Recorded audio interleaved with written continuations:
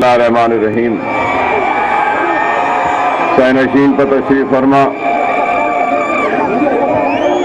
कायदीन मजलिस, उम्मीदवारान इंतखाबात, सुनने वाले बुजुर्गों, नौजवान साथियों और मेरी इज्जत मां, पर्दा नशीन मां और बहनों,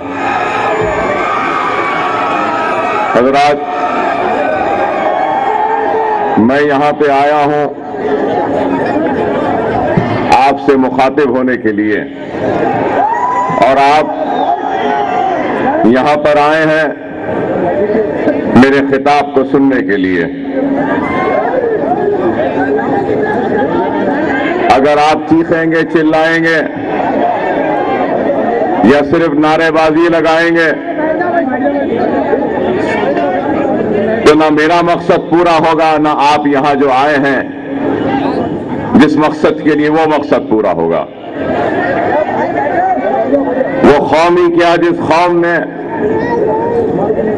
डिसिप्लिन न हो, वो कौम ही क्या कौम जिसके पास जोश नहीं। जिस कौम के पास जोश नहीं होता वो कौम मुर्दा होती है। लेकिन वो कौम जिसके पास सिर्फ जोश है और होश नहीं, वो कौम एक सोडा बोतल की तरह होती है कि हिला के खोलो, शिद्दत से उठता है, फिर बैठ जाता है। और मैं नहीं समझता कि मुसलमान और मजलिस का चाहने वाला कोई सोडा बोतल है। तो आप सब्र के साथ, खामोशी के साथ, जोश के साथ, होश को भी रखते हुए अगर जिंदगी में जद्दोजहद करेंगे तो अल्लाह सुब्हानहू व तआला आपके जोश को होश की वजह से कामयाबी अता करेगा और एक मंजिल पर बगैर किसी तकलीफ के पहुंचा देगा। इसलिए मैंने अपनी इब्तिदा में कहा कि वो कौम ही क्या जिस कौम में जोश नहीं। लेकिन वो कौम मुकम्मल नहीं जब तक उसके जोश को होश का या होश की रहनुमाई न हो। आज यहां आप मुझे सुनने आए हैं, लेकिन यह भी एक हकीकत है कि मैं नहीं समझता कि अब कुछ और कहना है कि इतना कह चुका हूं। कौम मिल्लत को बेदार करना था, ख्वाब गफलत से उनको जगाना था, उनके वजूद का एहसास दिलाना था। तो मजलिस इत्तेहाद अल मुस्लिमीन ने हर वक्त हालात से आपको आगाह किया, आपको बताया कि हालात क्या हैं। और सिर्फ हालात को नहीं बताया बल्कि मजलिस इत्तेहाद अल मुस्लिमीन हालात का किस तरीके से मुकाबला किया जाए, एक मुकम्मल पॉलिसी और प्रोग्राम रखकर आपके सामने, आपके दरमियान में आती रही। आज की बात नहीं, या कल की बात नहीं, या परसों की बात नहीं, बल्कि आज से 50 बरस पहले जब सारा हिंदुस्तान और बिलखुसूस सरजमीन दक्खन के मुसलमान ये कहने थे और बार बार कहते रहे कि कोई जरूरत नहीं है मजलिस इत्तेहाद अल मुस्लिमीन की। यहां तक कह रहे थे कि कोई जरूरत नहीं है हिंदुस्तान में या दक्कन में मुसलमानों की अपनी जमात की।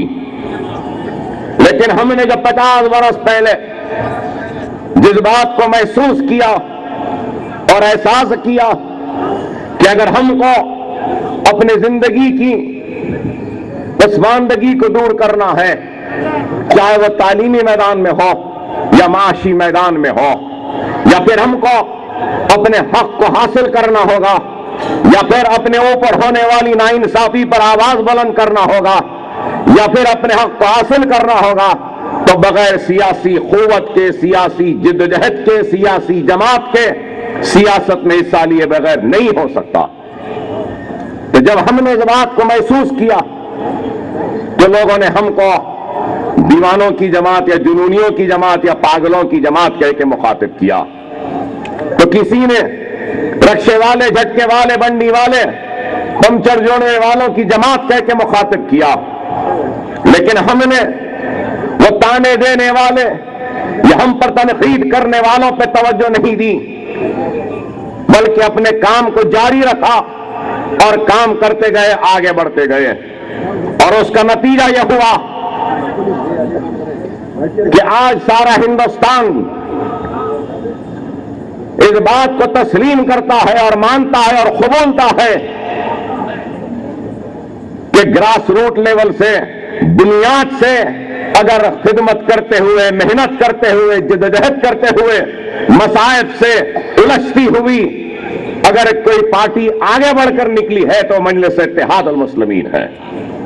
न सिर्फ ये बल्कि आज सारा हिंदुस्तान और सारे हिंदुस्तान की सबसे बड़ी अक़लियत मुसलमान इस बात को तस्लीम करता है और मानता है, और न सिर्फ मानता और तस्लीम करता है बल्कि उसके दिल में ख्वाहिश है और दिल की ये तड़प है कि हां, हमारे पास भी हमारी अपनों की जमात मजलिस इत्तेहाद अल मुस्लिमीन होनी है, जरूरी है, वो लाजमी है। जो 50 बरस पहले या 66 बरस पहले सियासत को शजर ममनुआ कहते थे, वो भी आज सियासत में आने पर मजबूर हो गए। सियासत को शजर ममनुआ कहने वालों को सियासत में हिस्सा लेने का ख्याल आने में 66 बरस लग गए, लेकिन मजलिस इत्तेहाद अल मुस्लिमीन आज से 56 बरस पहले इस बात को महसूस कर चुकी थी कि हमारी आवाज होनी चाहिए, हमारी जमात होनी चाहिए, हमारी जिद्दोजहद होनी चाहिए, और जब तक हमारी अपनी जमात नहीं होगी हम इस मुल्क में अपने हक के लिए नहीं लड़ सकते। और आज इसी कामयाब जिद्दोजहद, कामयाब कोशिश और एक कामयाब कुर्बानियों का नाम है तो मजलिस इत्तेहाद अल मुस्लिमीन है। आज जो लोग मजलिस को शहर हैदराबाद के पुल के उस पार की जमात कहते थे, आज वो लोगों से मेरा सवाल है कि बताओ, क्या मजलिस हैदराबाद की जमात है? नहीं, मजलिस इत्तेहाद अल मुस्लिमीन आज हिंदुस्तान के 25 करोड़ मुसलमानों की तर्जुमानी करती है, उनकी दिल की आवाज है, उनके दिल की पुकार है, उनकी चीख है। और आज ये मजलिस इत्तेहाद अल मुस्लिमीन सारे हिंदुस्तान के मुसलमानों के दिलों की धड़कन बन चुकी है। और आज आंध्रा के या तेलंगाना के सियासतदानों की पहचान आंध्रा के हुदूद के बाहर नहीं, तो तेलंगाना के कायदीन की पहचान तेलंगाना के हुदूद के बाहर नहीं। लेकिन अल्हम्दुलिल्लाह आज मजलिस इत्तेहाद अल मुस्लिमीन की क़यादत कोई गुमनाम क़यादत नहीं बल्कि मशहूर मारूफ क़यादत हो चुकी है। और सरहद आंध्रा व तेलंगाना से हटकर महाराष्ट्र, यूपी, बिहार, मध्य प्रदेश, आसाम, बंगाल, कश्मीर से लेकर कन्याकुमारी तक पहचाने जाने वाली और उम्मीद के साथ देखी जाने वाली और एक रेस्पेक्ट के साथ देखी जाने वाली क़यादत का नाम मजलिस इत्तेहाद अल मुस्लिमीन की क़यादत है। और आज ये मजलिस इत्तेहाद अल मुस्लिमीन की क़यादत आगे बढ़कर काम कर रही है तो आज इनको बुरा मालूम होता है। आज मजलिस को कमजोर करने के लिए, मजलिस को खत्म करने के लिए एक तरफ हम में इंतशार डाला जाता है तो दूसरी तरफ मजलिस की क़यादत को नए नए तरीके से हरासा और परेशान किया जाता है, तो तीसरी तरफ मुकदमात के जरिए इनको डराने धमकाने के लिए जेलों में डाला जाता है। आपको गौर फिक्र करना होगा कि अगर आज अकबरुद्दीन ओवैसी एक आवाज बना है मजलूम मुसलमानों की अगर अकबरुद्दीन ओवैसी आज एक आवाज बनकर आपके हक के लिए जिद्दोजहद कर रहा है, तो मजलिस इत्तेहादुल मुस्लिमीन आपकी आवाज बनकर अगर हुकूमत से भिड़ रही है, आपके हक के लिए लड़ रही है, तो आज इस आवाज को बनने में, इस जमात को बनने में 56 बरस लगे। कोई छोटे से वक्त में नहीं, बल्कि एक तवील सफर को तय करना पड़ा। एक तवील जिद्दोजहद, एक तवील तारीख है इस जमात की, जिसकी वजह से जमात आगे बढ़ती गई। हमको भी इस बात पर गौर करना होगा कि आज अगर हम मुंतशिर हो जाएंगे तो याद रखो मेरे भाई, इससे हमको कोई फायदा नहीं होगा। फायदा होगा तो फिर दुश्मन को होगा। फायदा उनको होगा जो हमारी शरीयत को खत्म करना चाहते हैं।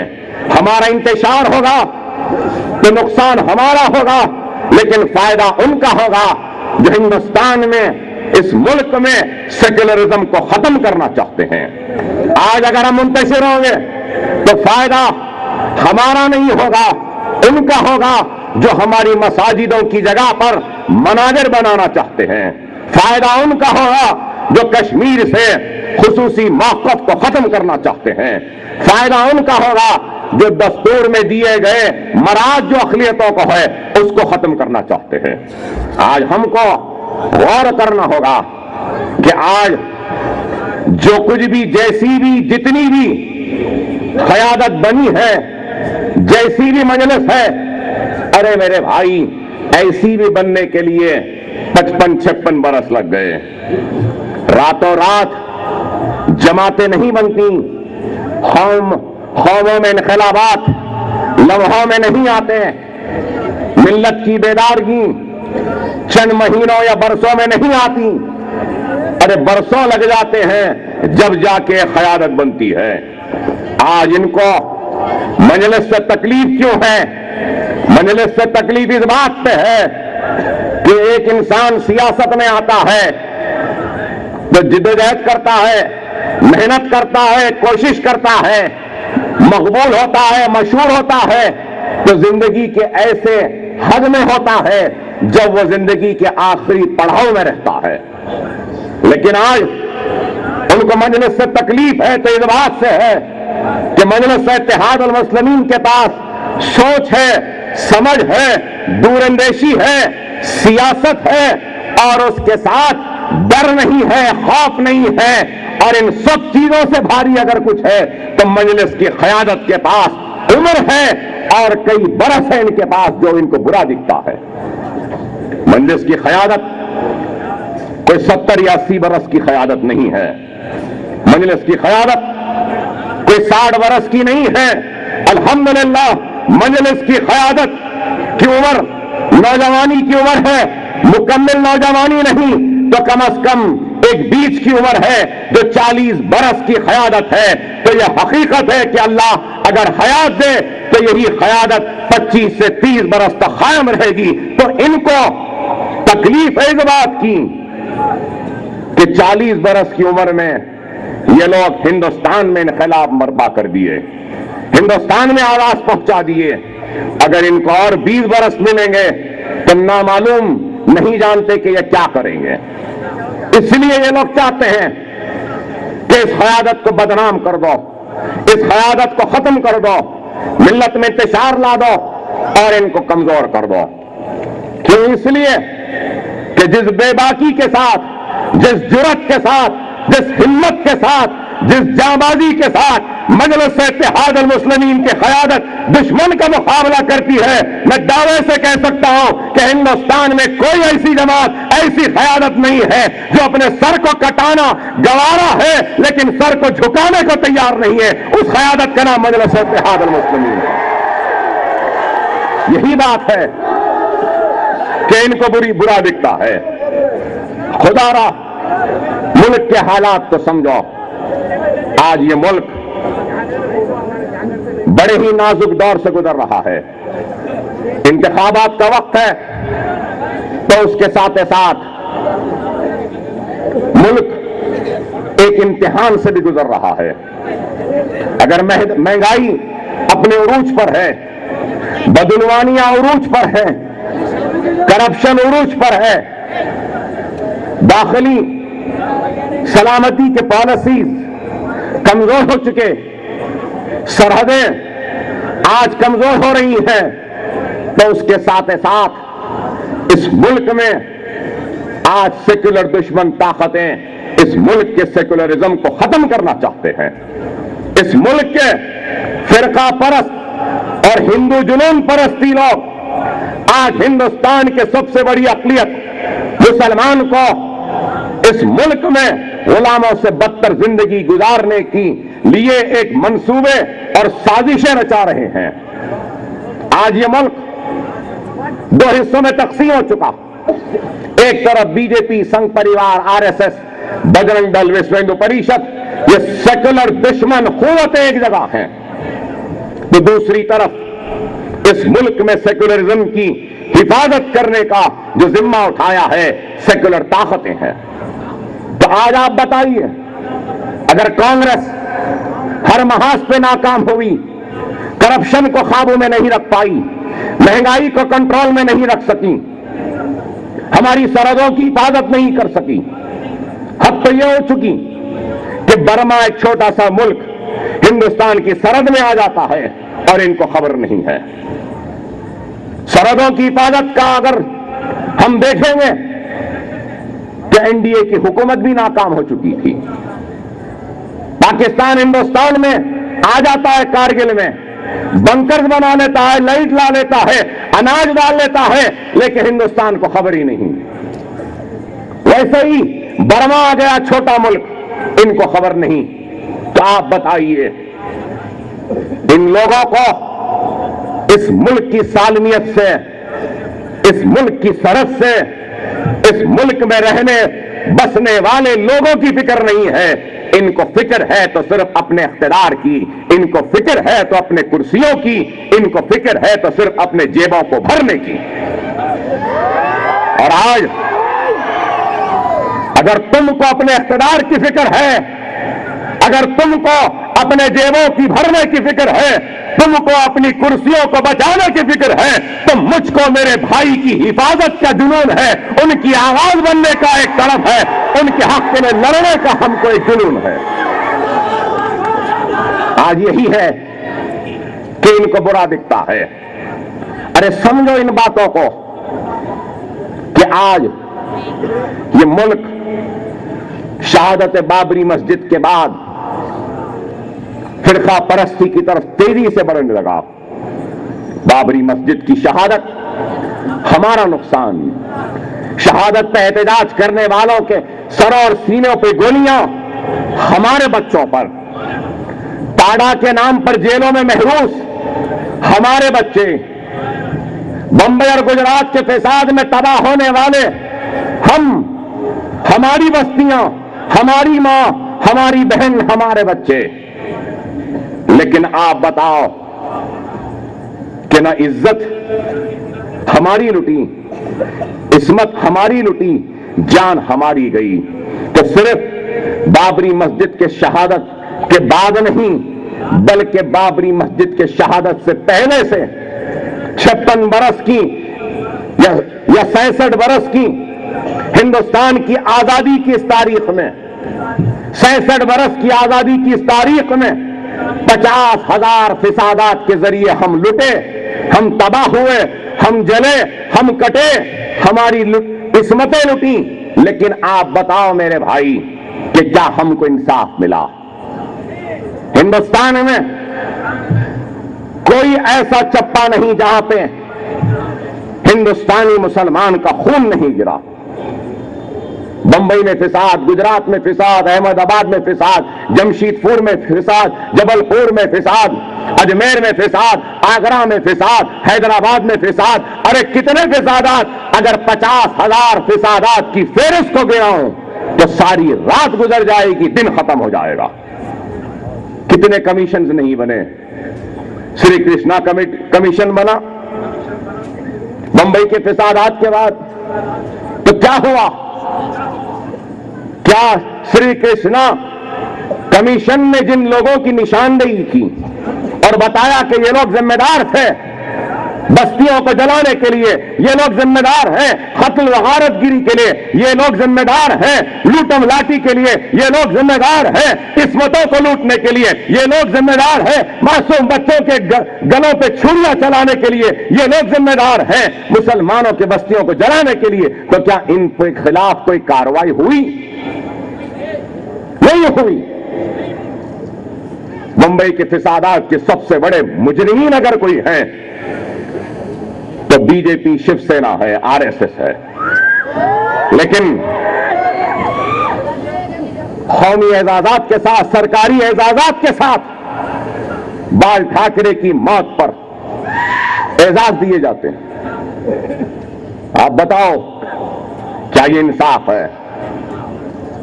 आप बताओ, मैं पूछना चाहता हूं, अगर किसी को अकबरुद्दीन ओवैसी पसंद नहीं, अकबर ओवैसी की तहरीर पसंद नहीं, अकबर ओवैसी का अंदाज पसंद नहीं, अकबर ओवैसी जो कहता है वो पसंद नहीं, तो मैं उनसे कहना चाहता हूं, अगर तुम मुझको खत्म करना चाहते हो, मेरी आवाज को बंद करना चाहते हो, तो सबसे पहले हिंदुस्तान की तारीख में जितने फिसादात हुए उन फिसादात के मुजरिमीन को सजा दे दो, मेरी आवाज बंद हो जाएगी। अगर तुमको मेरी तहरीर पसंद नहीं आती, मुझे फिरका परस्त समझते हो, तो मेरा मुतालबा है तुमसे कि तुम मुझे जेल में डालने के बजाय मुसलमानों को इस मुल्क का दूसरे दर्जे का शहरी समझना बंद कर दो। इस मुल्क में मेरा भी उतना ही हक है जितना दूसरों का है। इस मुल्क में हिंदू का जितना हक है, मुसलमान का भी उतना हक है। जितना मुसलमान का है उतना हक सिख का है, जितना हक सिख का है उतना हक एक पारसी का और दूसरों का भी है। लेकिन हर एक को अलग छड़ी, अलग कानून, वो जो चाहे करें, कुछ नहीं बोलना, वो जो चाहे बोलो, जवाब नहीं देना, वो जो चाहे करेंगे, हम खामोश बैठना, वो लूटते रहेंगे, हम लुटते रहना है, वो जलाते रहेंगे, हम जलते रहना, वो काटते रहेंगे, हम कटते रहना, वो बोलते रहेंगे, हम सुनते रहना। नहीं, अब वैसा दौर नहीं रहा, हम भी अपने हलक में जबान रखते हैं, मुसलमान गूंगे नहीं है। आज मजलिस इनको बुरी क्यों दिख रही है? इसलिए दिख रही है कि 66 बरस से वो बोलते थे, हम सुनते थे। पहली मर्तबा सुनना पड़ा तो बर्दाश्त नहीं रह सके। अरे हम कुछ करो या ना करो, मजलिस कुछ करो या ना करो, अरे एक काम तो कर दी, जबानों को लगाम तो लगाने में हम कामयाब हो गए और बता दिया उनको कि अगर तुम्हारे पास जबान है तो हमको गूंगा ना समझो, तुम एक बोलेंगे तो हम 1000 बोलने की सकत रखते हैं। ईंट का जवाब पत्थर से देना हम जानते हैं। आज यही वजह है कि इनको हम बुरे दिखते हैं। अरे आज मैं इन सब लोगों से पूछना चाहता हूं, कब मिलेगा गुजरात के मुसलमानों को इंसाफ? कब मिलेगा एहसान जाफरी की बेवा को इंसाफ? कब मिलेगा इशरत जहां की खानदान को इंसाफ? कब मिलेगा आसाम के परेशान हाल मुसलमानों को इंसाफ? कब मिलेगा मुजफ्फरनगर के बेसहारा मुसलमानों को इंसाफ? कब मिलेगा जमशेदपुर के मुसलमानों को इंसाफ? कब मिलेगा रोहतला के मुसलमानों को इंसाफ? कब मिलेगा भागलपुर के मुसलमानों को इंसाफ? कब मिलेगा भिवंडी के मुसलमानों को इंसाफ? कब मिलेगा बिहार और भोपाल के मुसलमानों को इंसाफ? अरे और मैं पूछना चाहता हूं कि आखिर कब तक हम इंसाफ के इंतजार में खड़े रहेंगे? तुम हमको इंसाफ दे दो, हमको हमारा हक दे दो, हमको नौकरियां दे दो, हमको रोजगार दे दो, हमको घर दे दो, हमारे ऊपर एक इज्जत की चादर डाल दो, 2 वक्त की रोटी दे दो, तो फिर खुद ब खुद अकबर ओवैसी की आवाज बंद हो जाएगी। तुम मुझे इंसाफ नहीं देंगे, तुम मुझे हक नहीं देंगे, तुम मुझे मेरे सर पर छत नहीं देंगे, तुम मुझे पानी, बिजली और लाइट नहीं देंगे, और तुम मेरी इज्जत की हिफाजत की जमानत भी नहीं देंगे, तुम मेरे बच्चों का एक रोशन मुस्तकबिल भी नहीं देंगे, तुम मेरी बस्तियों की हिफाजत की जमानत भी नहीं देंगे, कुछ भी नहीं देंगे, लेकिन फिर हमसे हमारी वफादारी का सर्टिफिकेट मांगते रहेंगे। तो ये कौन सा इंसाफ हुआ? ये कौन सा इंसाफ है, मैं पूछना चाहता हूं। अरे आज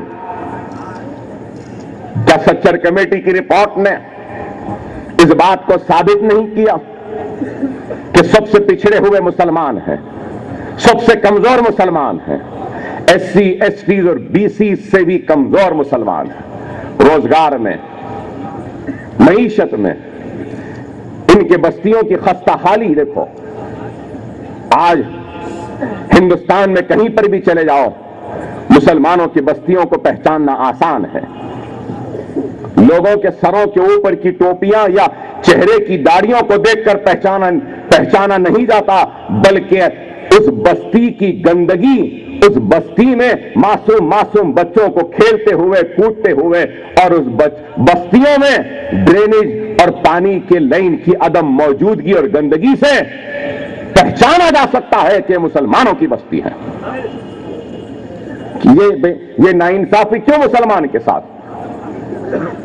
हमको नौकरियां नहीं मिलती, हमको रोजगार नहीं मिलता, हमको बैंक से कर्ज नहीं मिलता, हमको घर नहीं मिलता, हमको जमीन नहीं मिलती, और उसके बाद हम थके मारे अपने घरों को लौट कर जब आते हैं तो हमको इस खौफ में सोना पड़ता है कि नहीं मालूम कब हिंदुस्तान के इस फिरका परस्त और संघ परिवार के आलाकार हमारे बस्तियों को जला देंगे। क्या ये हिंदुस्तान का, आजाद हिंदुस्तान का मकसद था? क्या ये ख्वाब था? अरे याद रखो, आज उन सब लोगों से जो मेरी तकरीर को नोट कर रहे हैं, दिल्ली से लेकर आंध्रा और तेलंगाना से आए पुलिस के ऑफिसरों से भी कहूंगा कि नोट कर लो मेरी इस बात को कि वो मुल्क और वो कौम, नोट कर लो इस जुमले को, हिंदुस्तान उस वक्त तक तरक्की का ख्वाब हकीकत में तब्दील होता हुआ नहीं देख सकता जब तक कि इस हिंदुस्तान के सबसे बड़ी अक़लियत 25 करोड़ मुसलमानों को उस तरक्की का शरीकेदार और हिस्सेदार नहीं बनाते। कोई भी मुल्क अपने मुल्क की सबसे बड़ी अक़लियत को नजरअंदाज कर कर तरक्की याफ्ता मुल्क नहीं बन सकता। अगर इस मुल्क को आगे ले जाना है, तरक्की याफ्ता बनाना है, दुनिया की दौड़ में सबसे आगे ले जाना है, तो हिंदुस्तान को सबसे पहले मुसलमानों के दिलों में बसे नाइंसाफी के एहसास को खत्म करना होगा, उनको उनका हक देना होगा, हक तलफी को खत्म करना होगा, उनको इंसाफ देना होगा और उनको इस तरक्की का शरीकेदार बनाना होगा। लेकिन अगर नहीं बनाएंगे तो ये मुल्क फिर अफरा तफरी के आलम में होगा। आज अकबरुद्दीन ओवैसी पर मुकदमात, अरे हिंदुस्तान के सरबराहों, जिम्मेदारों, लिखने वालों और उन सब लोग जो मुझ पर तनकीद करते हैं, उनसे मेरा सवाल है, तेलंगाना के तश्कील से पहले आंध्रा के एमएलए एमपीज कह रहे थे कि आंध्रा को अलग मुमलिकत दे दिया जाए, क्या नहीं बोले? सेपरेट कंट्री दे दो बोले, तो तुम्हारे कानों में रुई थी, वो आवाज सुनाई नहीं दी, उन पे मुकदमा नहीं होता, उन पे मुकदमा नहीं होता। कश्मीरी कहता है तो मुकदमा, सिख खालिस्तान का नारा देता है तो मुकदमा, अकबरुद्दीन ओवैसी नाइंसाफी पे आवाज उठाता है और जवाब देता है तो हम पे मुकदमा। क्या ये इंसाफ है? वो जो चाहे बोलेंगे, जो चाहे करेंगे, हम कुछ नहीं बोलना, हम कुछ नहीं करना। वो गुजरात में काटेंगे, हम कटते रहना। मुजफ्फरनगर में जलाएंगे, हम जलते रहना। आसाम में गोलियां मारते रहेंगे, खाते रहना।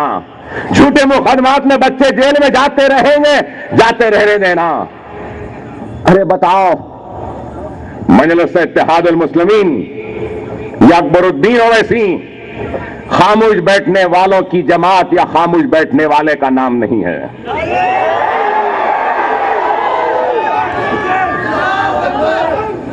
हम उन कदमों को रोकना जानते हैं जो आगे बढ़कर हमको तबाह करने का मंसूबा रखते हैं।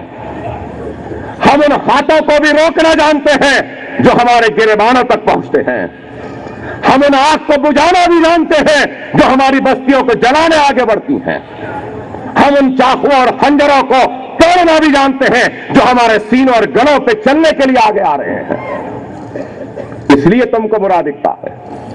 खुदारा, ऐ मेरे प्यारे मुसलमान भाइयों, मेरे एक एक बात को सुनो। जोश में बहुत आ चुके, नारे बहुत मार चुके। ये वक्त जोश का नहीं, होश का है। अगर हम लापरवाही में रहेंगे तो फिर याद रखो, हमको काटने वाले, हमको जलाने वाले, हमको लूटने वाले, हिंदुस्तान की सेक्युलरिज्म की इमारत बाबरी मस्जिद को शहीद करने वाले, गुजरात में फिसादात बर्पा करने वाले, वो कातिलों और खूनों को इख्तियार मिल जाएगा और वो हमारी गफलत की वजह से हमारे सीनों पे मुसल्लत हो जाएंगे। खुदा ने मेरी बात को समझो, खुदा ने मेरी एक एक जुमले को समझो। नहीं मालूम कि मैं फिर आ सकूं या नहीं। असेंबली इलेक्शन आएगा, इस इलेक्शन के बाद आपके सामने कई जमातें आएंगी। टीआरएस है, कांग्रेस है, पीडीपी है। ये सब लोग का हाल ये हो चुका है कि जिस तरीके से अंग्रेजी में कहते हैं ना, the lady in red, lady in red के पीछे भाग रहे हैं। तो ऐसा हो गया है कि जगन भी भाग रही, बाबू भी ये उम्र में भाग रही, चंद्रशेखर राव साहब भी ये उम्र में भाग रही। किसके पीछे? लेडी इन रेड आडवाणी के पीछे भाग रहे हैं।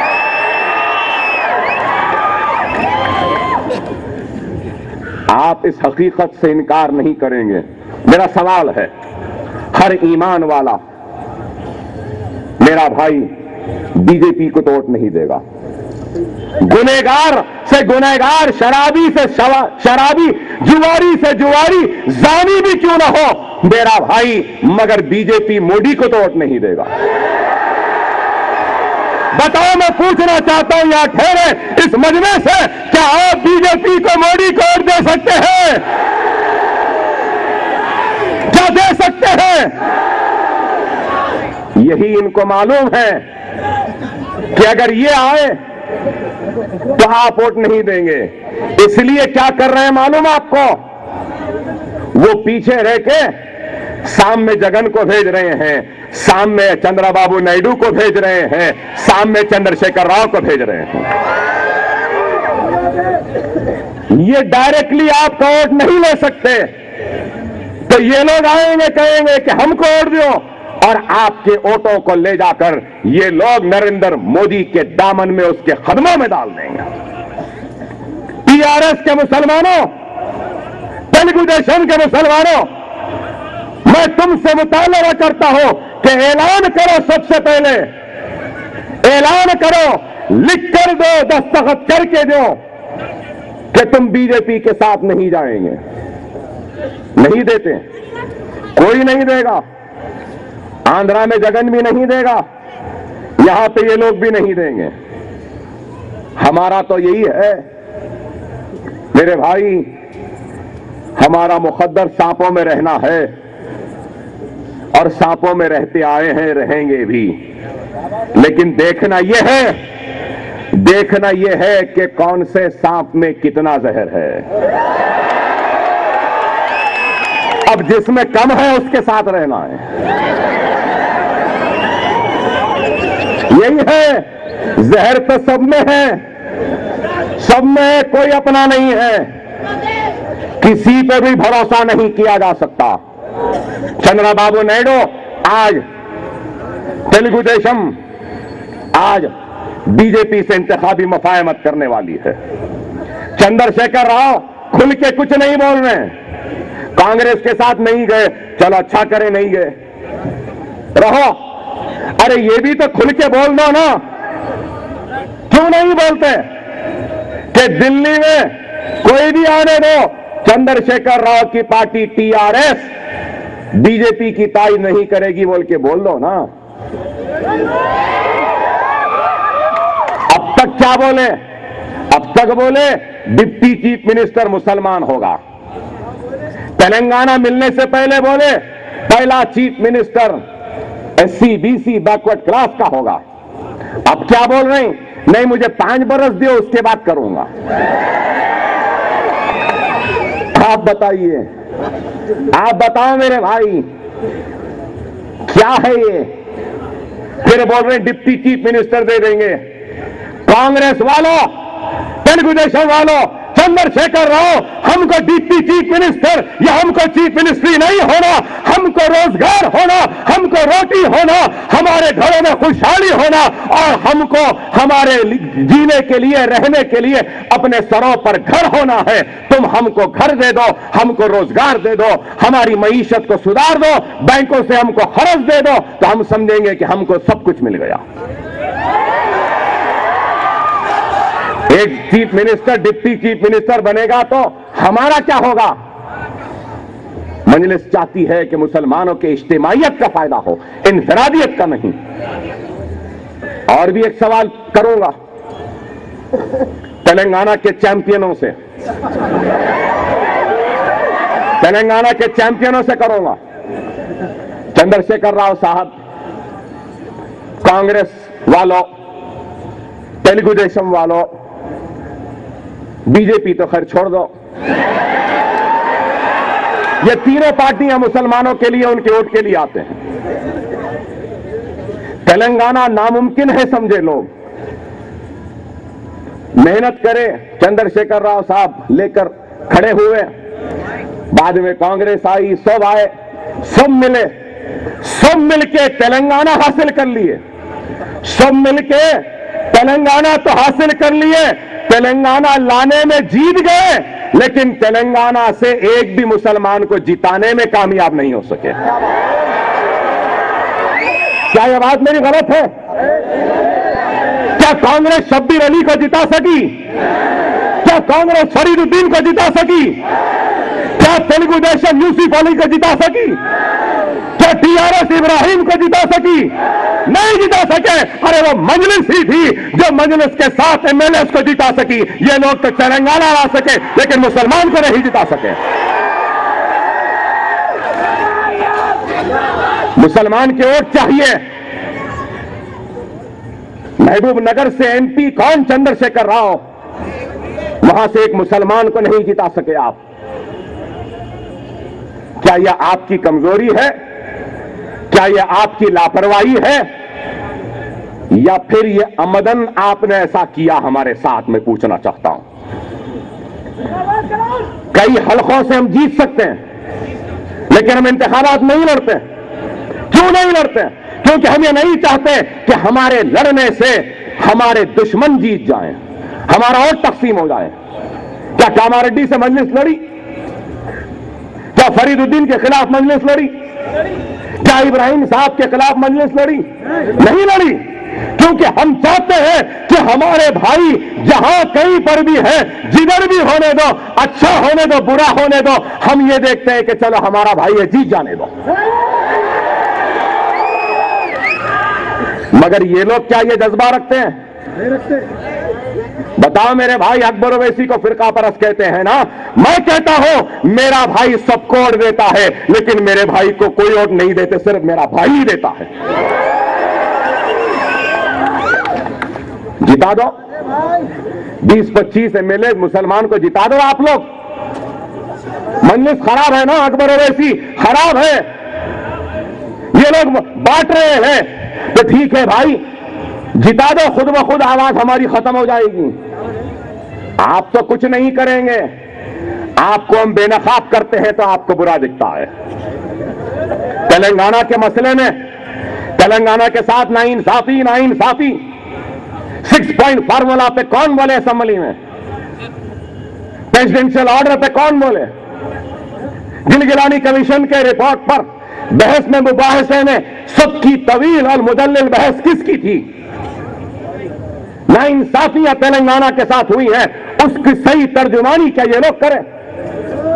अरे आज से 10 बरस पहले मैंने असेंबली में कहा था कि तेलंगाना को 25,000 करोड़ का पैकेज दिया जाए, क्या ये लोग बोले? पहले तो बोले तेलंगाना होना हमको और कुछ नहीं होना, अब तेलंगाना मिल गया तो बोल रहे नहीं हमको कुर्सियां होना,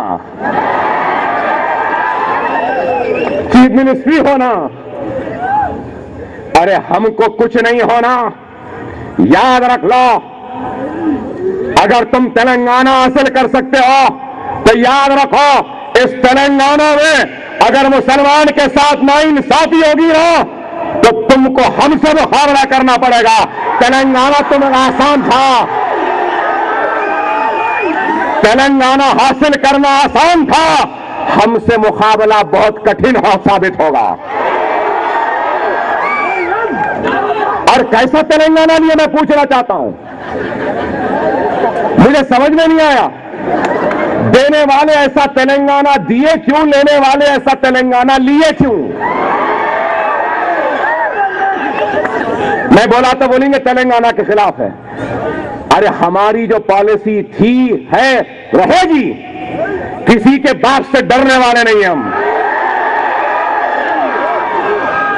जब असेंबली में आंध्रा वाले, तेलुगु देशम के तेलंगाना वाले, कांग्रेस के भी तेलंगाना वाले उठकर निजाम को गाली दे रहे थे, निजाम निजाम निजाम बोल रहे थे, तो कांग्रेसी तेलुगु देशम वालों टीआरएस के ऐ बड़े बड़े लीडरों तुम्हारे जबान को ताले क्यों लगे हुए थे, मैं पूछना चाहता हूं। और हम खामोश बैठना था। चंद्रबाबू नायडू उठकर बोल रहा, शैलजा जनाद बोल रहा, कांग्रेस वाले बोल रहे हैं निजाम ऐसा निजाम वैसा, निजाम ऐसा निजाम ऐसा। एहसान फरामोशी की हद हो गई। जिस असेंबली में बैठे हैं वो भी निजाम बनाया, हाईकोर्ट निजाम।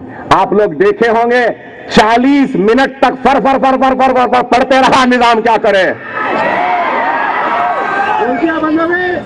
सब खामोश बैठ के बोले अकबर साहब आप इतना बोले। मैंने कहा कि मैं बहुत कम बोला। तो आप गौर करो मेरे भाई, ये लोग चाहे उधर के रहने दो इधर के रहने दो, जहर उतना ही है हमारे लिए। इनके सांप का जो अंदर का जो रहता ना पोटली, उसमें जहर उतना ही है। कोई मौका नहीं खोते हमको डसने का, जहर फेंकने का। अरे मजलिस है इसलिए ये रुके हुए हैं। अगर मजलिस को हटा दो तो ये लोग क्या क्या करेंगे, कितना कितना करेंगे कोई नहीं जानता। अरे आप गौर करो मेरे भाई, आज तेलंगाना मिला, क्या तेलंगाना के जितने भी कॉलेजेस हैं गवर्नमेंट के, उसमें पूरे 100% तेलंगाना के बच्चों को दाखिला मिलेगा? आपको मालूम भाई, तेलंगाना बन गया। करीमनगर में अगर एक मेडिकल इंजीनियरिंग कॉलेज है तो उसमें 70% तेलंगाना के बच्चे पढ़ेंगे, 30% आंध्रा के पढ़ेंगे। ये तेलंगाना मिला इनको। करीमनगर के आगे सिंगरनी कॉलोनी है, कोयला तेलंगाना का। तेलंगाना को कितना कोयला मिलना, आंध्रा को कितना कोयला मिलेगा, वो एक मरकज की कमेटी रहेगी, वो फैसला करेगी।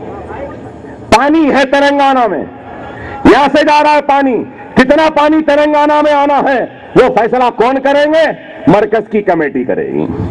हाई कोर्ट है हैदराबाद में, जो भी नया स्टेट बनता है उसको नया हाई कोर्ट मिलता है, मगर ये हाई कोर्ट है, इसमें आंध्रा के जजेस हैं, आंध्रा के स्टाफ है, आंध्रा के वकीला है, आंध्रा के बहुत लोग हैं, वो लोग यहीं रहेंगे और आंध्रा में नया हाई कोर्ट बन जाएगा, वहां पे उनको नई नौकरियां मिल जाएंगी। सिविल सर्विसेज एपीपीएससी आंध्रा के लिए हो गया, तेलंगाना का क्या है? यूपीपीएससी से होगा। तो मैं पूछना चाहता हूं, वो बच्चे जो अपनी जान की बाजी लगाए, वो बच्चे जो खुदकशियां करें, वो लोग जो तेलंगाना के लिए आगे बढ़े कि जिस उम्मीद के साथ कि हमको तालीम में मौका मिलेगा, रोजगार में मिलेगा, नौकरियां मिलेगी, तो क्या इनको मिलेगा? अरे इन लोगों ने तेलंगाना को इस शक्ल में लेके तेलंगाना वालों के साथ सबसे बड़ा धोखा किया है। असेंबली में मैं उठ के कहा, ये कैसा तेलंगाना है, कौन सा तेलंगाना है? सब लोग हंसने लगे। समझ में नहीं आ रहा सोनिया ये तेलंगाना क्यों दे रही है, चंद्रशेखर राव और कांग्रेस वाले तेलंगाना क्यों ले रहे हैं? सिर्फ तेलंगाना नाम मिल गया और कुछ नहीं मिला। हैदराबाद से सबसे ज्यादा पैसा आता है, 50,000 करोड़ से ज्यादा, करीब 1 लाख करोड़ का पैसा शहर हैदराबाद से आता है। अगर मजलिस नहीं उठती ना, revenue, municipal administration, higher education, law and order, ये हेल्थ, ये सब कुछ गवर्नर के पास था, इसका पैसा पूरा वहीं रहने वाला था। ऐसा तेलंगाना। अरे ये लोग सिर्फ धोखा दे रहे हैं, खुदारा समझो इस बात को, मैं आज आपके सामने रख रहा हूं, ये लोग सिर्फ धोखा दे रहे हैं और आज हम उस धोखे को बेनकाब करते हैं, तो हमको ये लोग डराते हैं जेलों के जरिए। वो किरण कुमार रेड्डी जेल में डालकर समझा था मजलिस खत्म हो जाएगी, और फिर लोगों से कहने लगा कि कुछ भी होने दो, मुझे अकबरुद्दीन ओवैसी का चेहरा नहीं देखना है असेंबली में। हमारा चेहरा नहीं देखने की हसरत रखे, खुद कहां चले गए?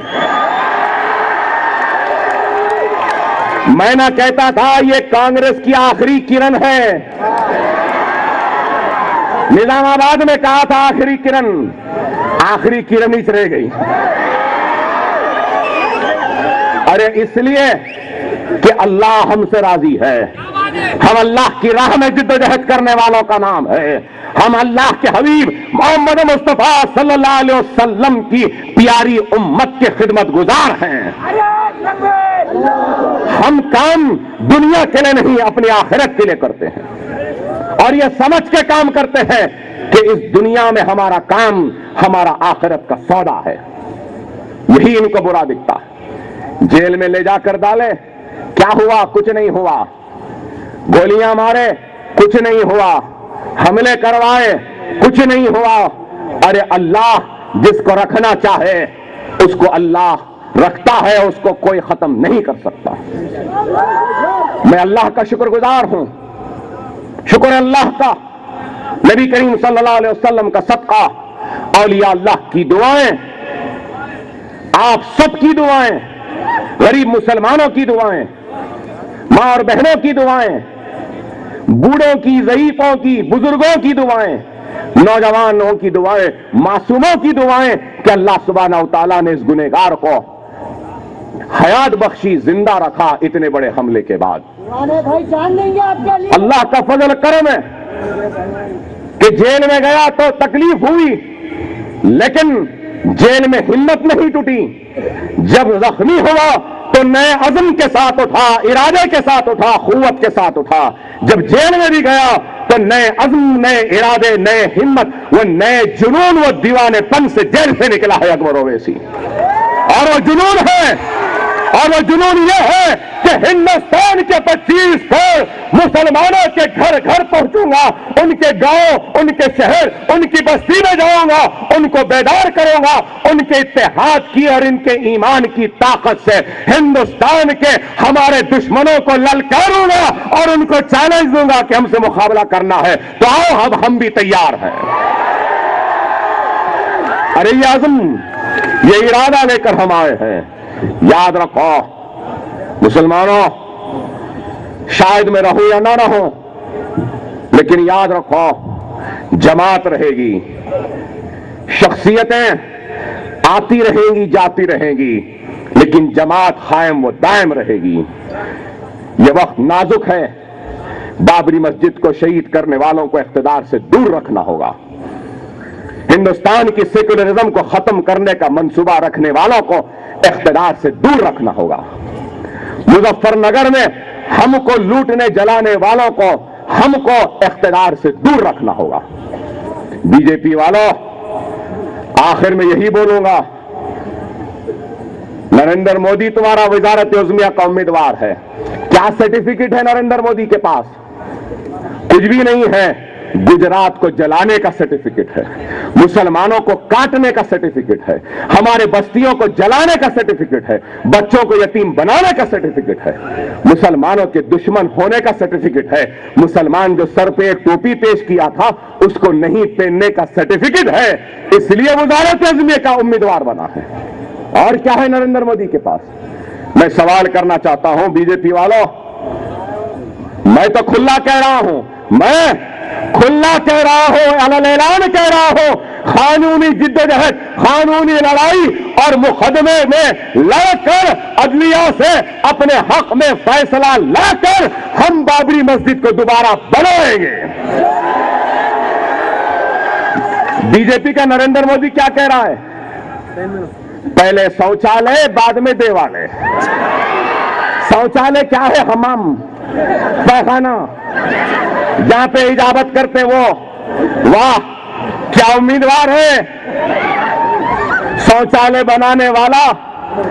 अरे ये मुल्क का मुस्तकबिल, बहरहाल जो भी हो, अभी बहुत कहना है, इंशाअल्लाह कहेंगे, अभी तो शुरुआत हुई है। दुनिया ये ना समझे कि जलसा खत्म हुआ है, अब तो शुरू हुआ है।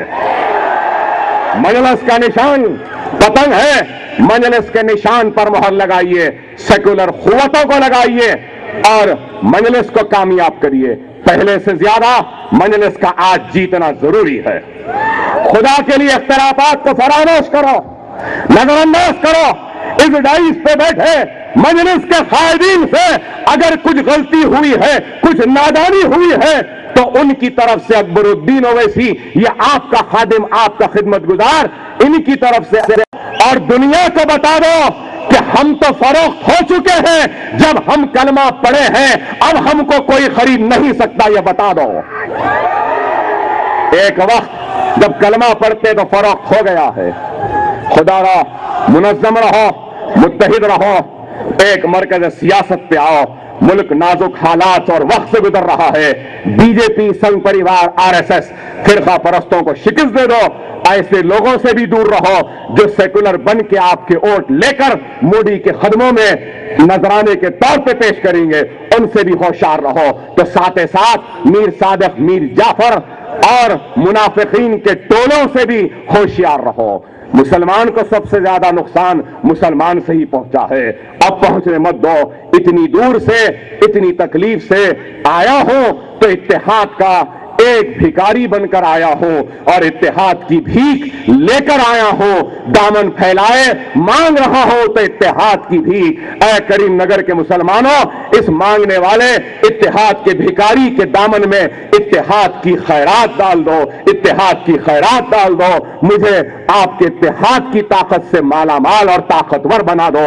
दोबारा आऊंगा और आपसे मुखातिब हूंगा, बस यही कहूंगा कि पतंग है निशान, ऐसा पतंग फैलाओ, ऐसा फैलाओ, ऐसी पेश लड़ाओ, ऐसा खींचो, ऐसा खींचो कि संक्रांति मनाने वालों पे संक्रांति तैयारी हो जाए। ऐसा पतंग फैलाना कि बीजेपी वाले पतंग फैलाना भूल जाए। वाक़ई अल्हम्दुलिल्लाह रब्बिल आलमीन। मैं तहे दिल से तमाम आए मेहमान खुसूसी का और दोनों डिवीजन से आए हुए मेहमानों का और बदला से आए मेहमानों का तहे दिल से electronic media, print media, police officers, election officers का भी मैं शुक्र अदा करता हूं जो हमें परमिशन दिए है।